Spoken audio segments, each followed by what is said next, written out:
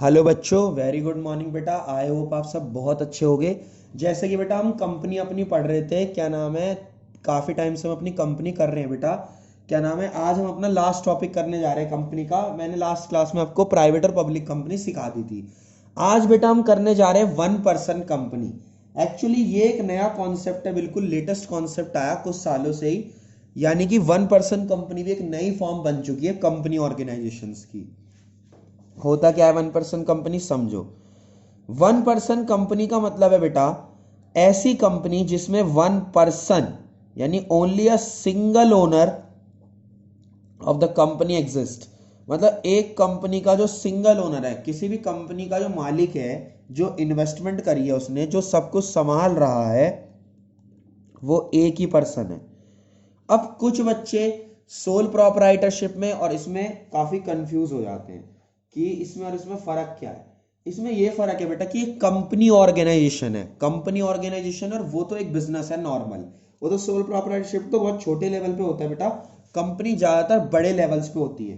तो one person company का मतलब यह है कि जो सिंगल पर्सन की कंपनी है उसे हम वन पर्सन कंपनी कहते हैं। अब आते हैं जरा इसकी फीचर्स पे कि इसकी फीचर्स क्या क्या है। इसकी फीचर्स क्या है? Number one, only one person required. Only one person required. तीन चार आप इसकी फीचर्स याद रखो, और तीन दो तीन तीन मेरिट याद रखो। तीन तीन आप सब कुछ पढ़ लो इसका, तीन फीचर, तीन मेरिट और तीन limitation.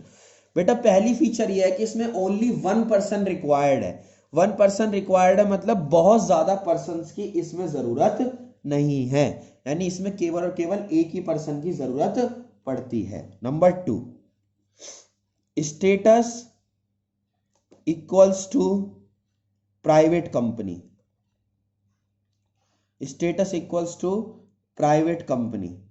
Status equals to private company का मतलब क्या है कि इसका जो स्टेटस है ना बेटा, यानी कि जो स्टेटस है वो प्राइवेट कंपनी के बराबर है। प्राइवेट कंपनी मतलब जो सिलेक्टेड लोगों की कंपनी होती है उसे हम प्राइवेट कंपनी कहते हैं, जहां पर प्राइवेट ओनरशिप होती है।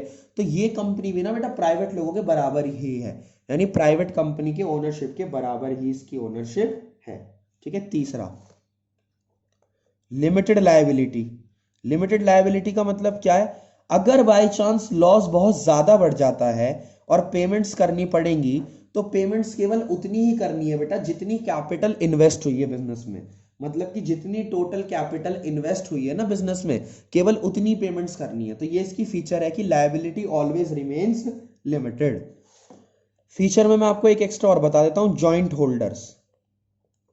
जॉइंट होल्डर्स का मतलब क्या? वैसे तो एक ही पर्सन की है कंपनी, लेकिन फिर भी जॉइंट होल्डर्स हो सकते हैं। जॉइंट होल्डर्स का मतलब क्या है? कंपनी का नाम तो एक ही है ना, और दो पर्सन, अगर सिर्फ दो पर्सन चाहें तो वो जॉइंट होल्डर्स बन सकते हैं। कंपनी भले ही वन पर्सन है, लेकिन दो पर्सन फिर भी इसमें जॉइंट होल्डर बन सकते हैं, एज अ रूल है बेटा। अब आते हैं इसकी क्या नाम है, फीचर्स पे। और फीचर्स तो हमने कर ली, सॉरी, मेरिट्स पे और डीमेरिट्स पे। ये थोड़ी लाइन खराब हो गई है। मेरिट्स पे एंड डीमेरिट्स पे। मेरिट्स का मतलब क्या होता है बेटा? फायदे, और डीमेरिट्स का मतलब क्या होता है बेटा? नुकसान। ठीक है। मेरिट्स का मतलब क्या है और डीमेरिट्स का मतलब क्या है, सुनो। मेरिट्स का मतलब है बेटा सबसे पहले लिमिटेड लायबिलिटी। जैसा कि मैंने आपको अभी बताया कि इसमें लायबिलिटी काफी लिमिटेड है। लायबिलिटी लिमिटेड का मतलब क्या है बेटा? कि इसकी लायबिलिटी कम है, जितना पैसा लगाया केवल उतना ही देना पड़ेगा। तो ये तो बहुत बढ़िया चीज है ना बेटा कि लायबिलिटी इसमें लिमिटेड रहती है। Next, sole share holder. भैया एक ही मालिक है कंपनी का, तो डिसीजंस वगैरह तो क्विक होंगे। डिसीजंस वगैरह तो काफी क्विक होंगे ना, क्योंकि एक ही सोल, सोल मतलब अकेला शेयर होल्डर है। तो जब अकेला शेयर होल्डर है तो काम तो बहुत अच्छे से होगा, है ना, सिंपल सी बात है। Entry in organise sector.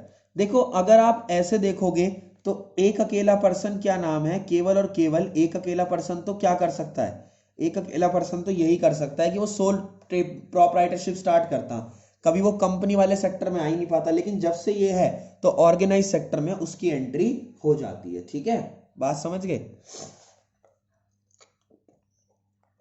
Demerits क्या है बेटा? मोर फॉर्मेलिटीज।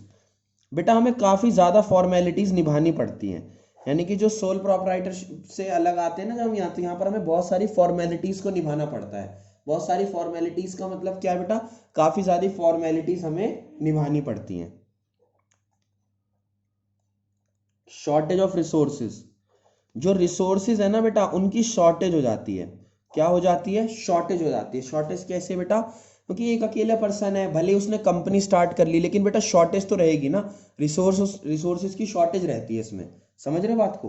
तीसरा, अनबैलेंस डिसीजन, जब एक ही पर्सन सारे डिसीजन लेगा बेटा तो उसे अनबैलेंस डिसीजन कहेंगे। उसे क्या कहेंगे बेटा? Unbalance decision. अनबैलेंस डिसीजन का मतलब क्या है कि उसमें जो डिसीजन है बेटा वो प्रॉपरली बैलेंस्ड नहीं रहता और वो काफी ज्यादा अनबैलेंस्ड रहता है।